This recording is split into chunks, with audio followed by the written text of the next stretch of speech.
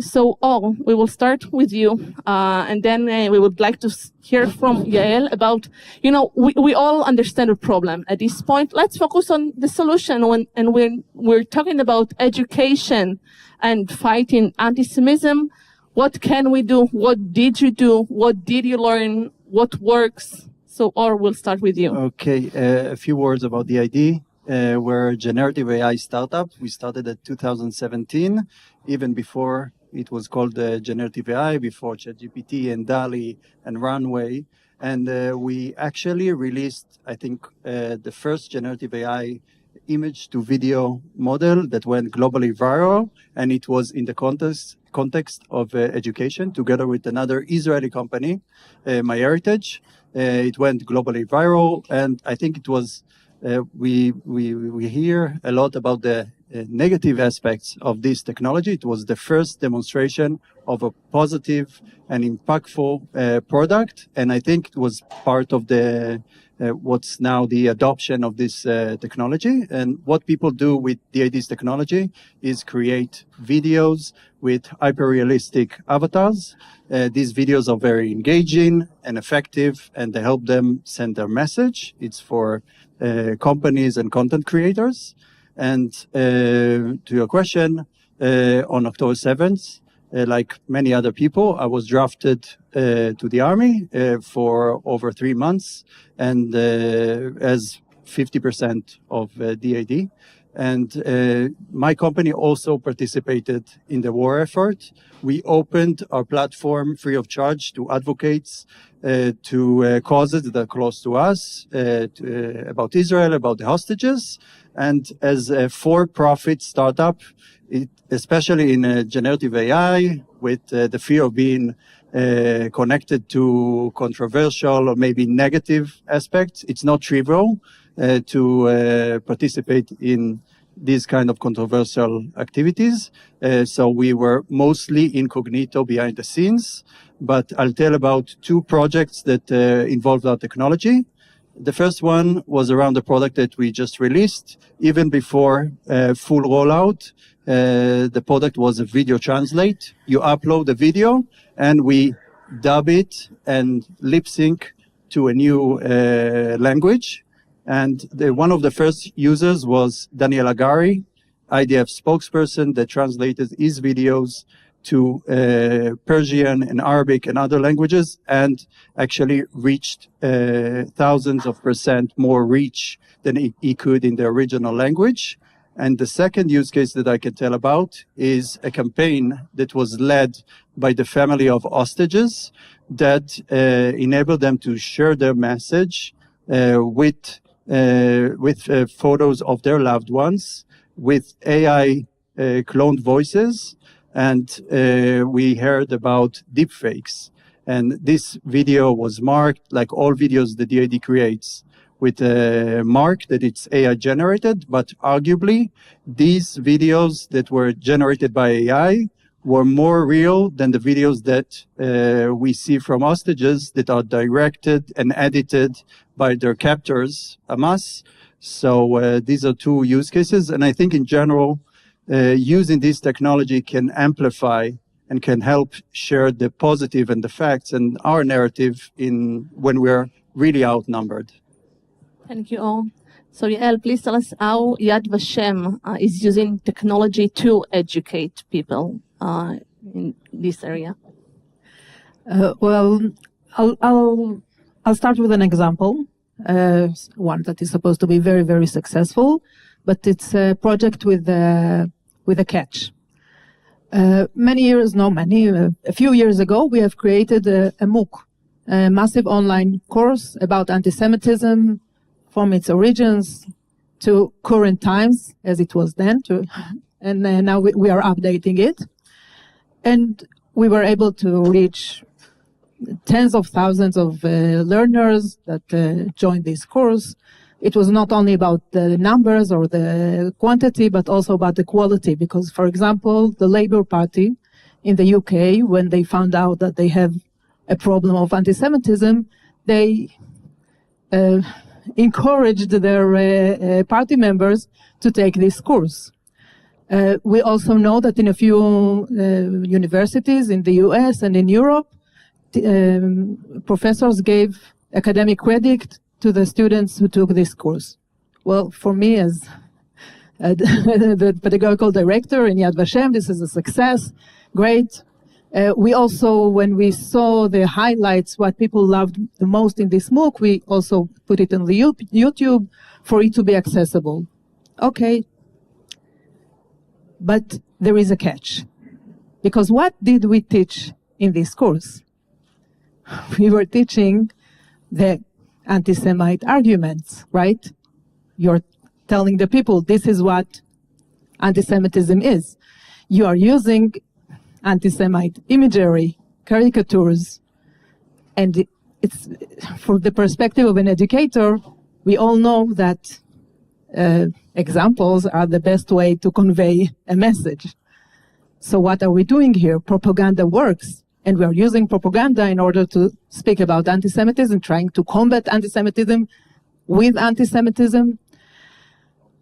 So this is the dilemma that we all have. I suppose also the other organizations here that are dealing with anti-Semitism, we always have this dilemma. How do we speak about the anti-Semite arguments without actually conveying the anti-Semite messages? So we are trying to deconstruct the arguments, deconstruct the imagery, but it is a bit apologetic attitudes. So together with that, we are also using another strategy. And the other strategy is to encourage youngsters to create content that will allow them, that will empower them, and that will allow them to create more sense of efficacy, a sense of ability, and resilience. When we're talking about resilience, there are two main principles here. First is being a part of a community, and second is having a sense of meaning when you're creating. So I'll give you an example. A few months before the 7th of October, we have created a new project. It was called My Hero. Who is my hero? And we asked people around the world to create, and the students and teachers, to create new content under this title. We were very surprised because we had projects from 16 different countries, more than 100 projects, which each one of them was made by a few students. And after October 7th, we thought that they will withdraw from the project, and they didn't.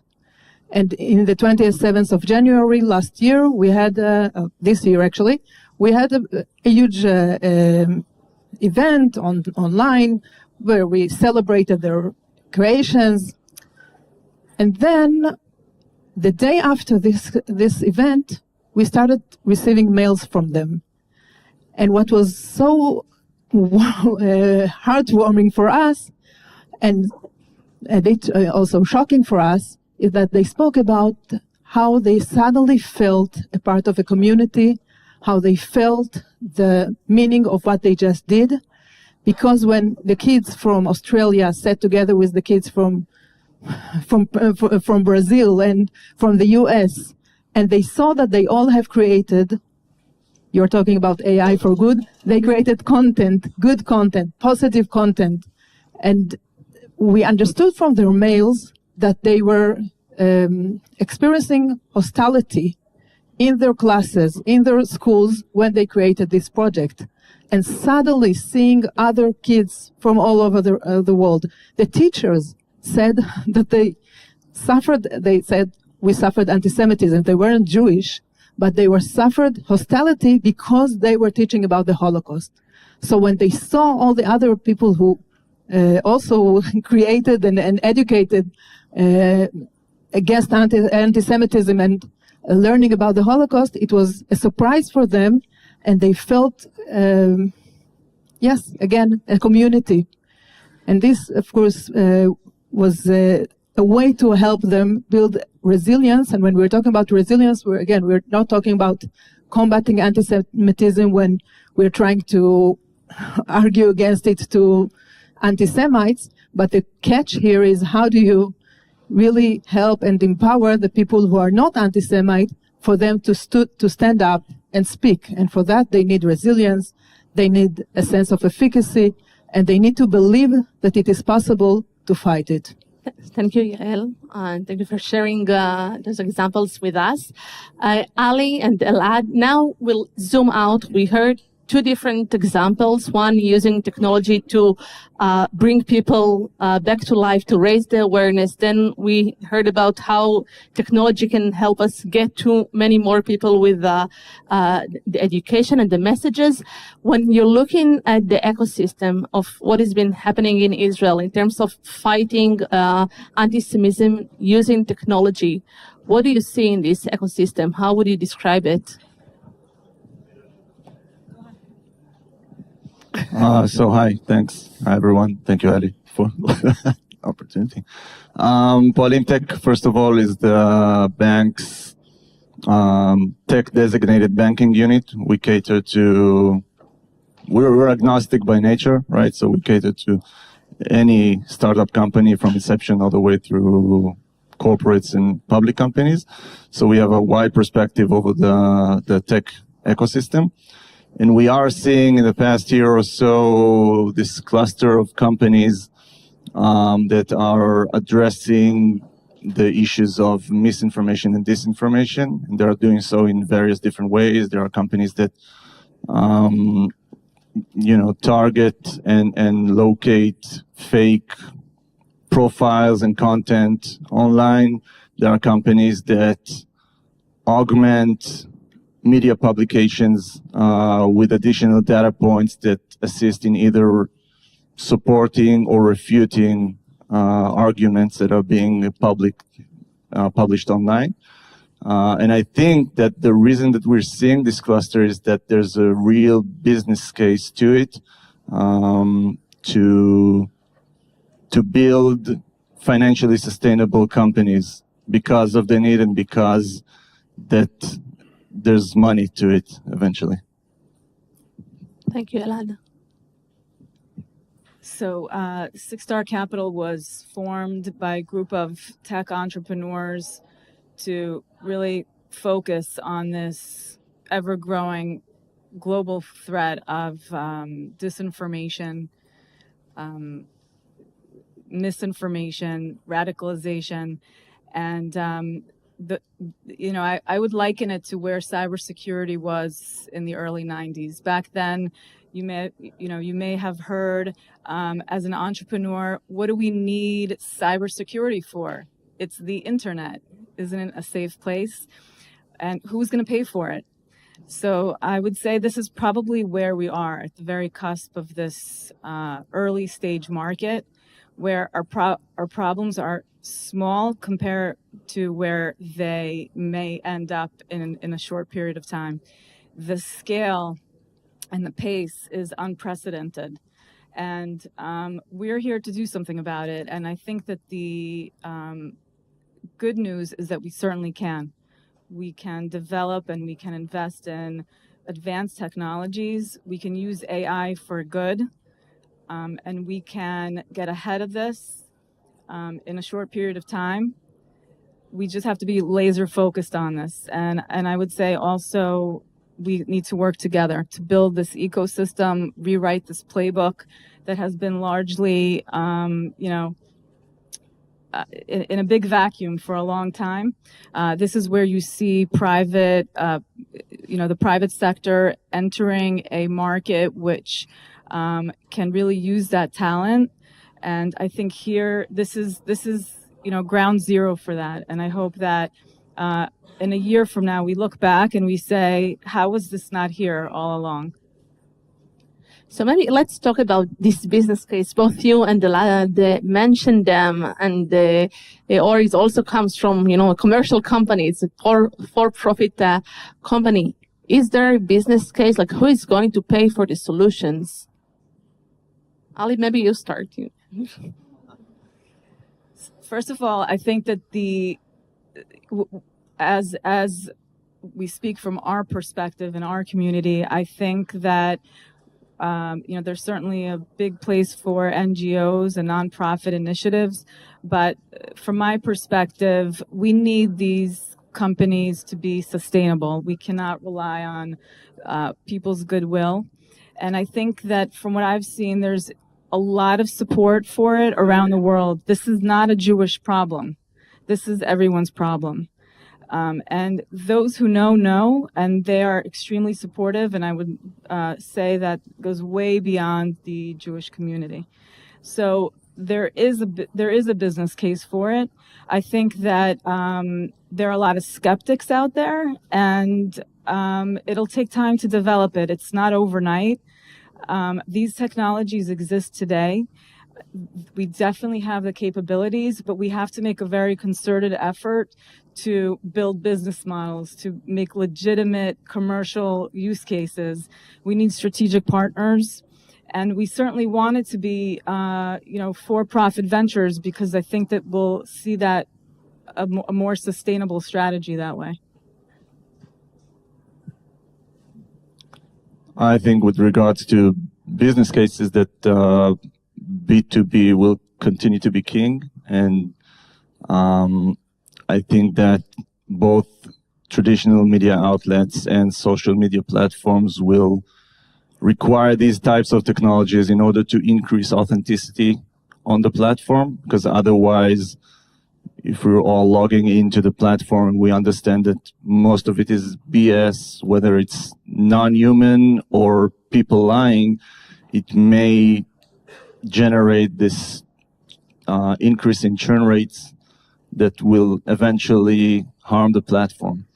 So I think it will be for these platforms' benefit to increase authenticity, and this authenticity will come about with all types of technologies that we've discussed today. You were asking if there's money in generative AI? Not in generative AI, in fighting disinformation, antiSemitism, hate speech, racism, you name it. Okay, so obviously this kind of technology, generative AI, is like the most hyped market in a very long time. And being a player in this field comes with a lot of power. And when you make this tool, obviously you can direct it in the positive way. Because we're leaders in this space, we can make sure that there are guardrails, that there are moderations, that we can support causes that are close to us. So being a startup, being strong in the international community and leaders in this space create a lot of soft power to Israel. And I see it in many places. If Israel weren't the strong high-tech community that it is, when people do sittings in Google CEO's office, or I don't know who's exactly that person was, instead of kicking them out and firing those people, they might have withdrawn their data center from Israel. So being a strong player and being at the core at where these technologies are made creates a lot of power that is definitely used. And we are not in the best place, but we could have been much worse without this kind of power. We're talking about disinformation and other forms of hate speech.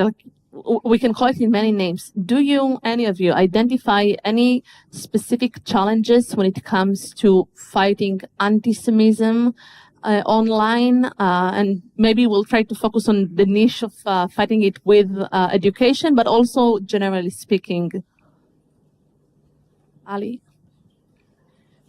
I think, it's taken us time to fully understand the big picture, but one thing to consider it's like a place to start, right? You have LLMs that are feeding off information that's coming from sources like Al Jazeera and very extreme news, new media from both sides, by the way, because it's free, it's open. So when you're scrubbing information from open sources versus most of the mainstream media is behind paywalls. you need to be a subscriber, then that's the information that's being fed into LLMs. So, we're looking at... Ali, maybe we stop here and we simplify, because I think it's a very important point. Like, what is the result when the LLMs are being trained on Al Jazeera and not, for example, I don't know, reliable information, more balanced whatsoever? So we have to consider another point here, which is Al Jazeera and some of these other sources that are now considered very credible sources. They know they are doing it right. They have the most advanced technology, the best SEO, and if you look up anything on Google, you'll see it in the top search results. In fact, I can tell you, I'm coming here from New York, and my son's history teacher said, please write a research report using credible sources at New York Times, Wall Street Journal, Al Jazeera, etc., etc. Objectively speaking, they're doing a fantastic job. So we have to ask ourselves as, leaders in this field, and also ask our partners across, the digital space, is this the right thing for all of us? And should certain information, news information be open to the public so that people are more informed and get a broader perspective on things? I could be a little bit more specific in saying that we are very focused on content because of the fact that, we said this before on earlier panels, content is really driving a lot of this and informing, people around the world, especially the younger generation. This is where they're getting their news from. Social media is where they're getting their news from. So if we can broaden their perspective to understand more opinions, right? Left, middle, and right, then it may help temper the rhetoric, the online discourse, so that people who are more kind of entrenched on one side may feel less confident, and it can just temper the conversation, have a more balanced, respectful conversation. That already is a better place. So I would say, we have to be creative. We have to understand where we are today in this digital space. It's new for a lot of us. It's moving at very fast pace, so it's very dynamic. We have to be constantly on the move, and we can't rest any day of the week. This is where we need advanced technology that AI and machine learning is only a part of it. I think AI is going to be everywhere anyway, and it's going to be like saying the internet, right? So all of these advanced technologies need to be part of the equation so that we can fight this at scale systematically. Thank you, Yael. If you're asking about the challenges of fighting anti-Semitism through the social media or the net. Yeah, we'll try to specify it. What makes anti-Semitism different than racism, hate speech, hate against any other group out there? Are there, any specific challenges? So maybe the answer is no. So I think that we need to consider that the method here, you talked about the content. And I think that we need to consider that the method here is taking us to another field of dilemmas, because eventually I see a lot of content being created against anti-Semitism, and in that sense, it's a huge debate whether anti-Semitism is a unique kind of hatred or not. I think it is, especially coming from Yad Vashem, we see very, very unique outcomes of that. But I think that we need to consider that, in a way, the methods that we are all using, we need to find the ways to make them ethical, because ethics should play a major role here. We are talking eventually about moral values, about ethical issues, and in that sense, we are in a kind of a dilemma, because when we're talking about the social media is based on traffic. it is driven by traffic, and traffic is being gained by emotions. And we can see so many times how people are using emotions and manipulate the audiences. And eventually we are trapped here, because if we are not doing that, then our scales are very, very low. On the other hand, how can we fight a non-ethical issue with non-ethical means? And I think that a lot of us had felt sometimes that actually some violence is being directed towards them in order to recruit them into this fight. And I think that we need to also remember that we have ethical obligations to our audiences, to the content itself, and to the victims that we are all referring to when we're talking about those issues. Okay, so last question before we finish. We understand that there's a lot to be done, and the battle is ahead of us. So I would like to ask each one of you to conclude with, what do you think should be done? Maybe what do you need, to improve the situation? There is a group here of people who really care, and maybe they can help and promote and improve the situation. So Yael, let's start with you. Let's do it quick, and we'll go this way. I think that we need means and tools to create a positive discourse, and not to focus on the negative ones. We're looking for what Zimbardo called banality of heroism. You spoke about the needle that needs to be turned. We feel that, yes, we need to make it all about talking about positive and empathy, resilience, and this is what will help us move this needle a little bit. Thank you, Yael. I think awareness to the problem plays a big role. I think, we've seen this before. Case in point is social media in general, the risks and the problems with social media. It comes about now with AI and with anti-Semitism specifically. So awareness, and I think that we should all, and I guess this is part of why this event came about and the importance of it, see it as kind of a reserve duty for everyone to fight this battle, hopefully win. Thank you, Elad. Oh. Yeah, and after returning from reserve duty with 2 months old son, also working in a startup in the most accelerating field, I felt like we were 6 months behind after being ahead of the competition. And ever since, I worked really hard, and the entire company, just to do what we do really, really well. And just doing business, building startup, building huge companies, and doing what we usually do, just really good. That's a fight for that cause as well. I can say that coming from the U.S., I'm always just so pleased to be here because of the entrepreneurial mindset and the ability to think out of the box. So I would just say anyone and everyone can contribute in their way, and just be open-minded. Let's say we can do this. Let's not be cynical. Let's not get bogged down with what has worked, what hasn't worked. We have nothing to lose other than everything. So we should do it for ourselves. We should do it for our children.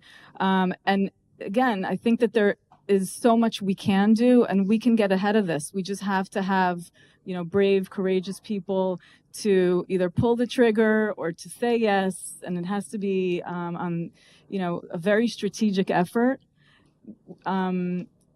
This is a place where it's just very homogenous. Coming from the States, you feel like it's just a very different feeling. So it's a dynamic where we can all get the job done. That's what we're good at. So I would just take, as some kind of food for thought, I would just ask myself, if there's something that I can do, go for it. Don't hesitate. I think as a collective group of people, we are so much bigger.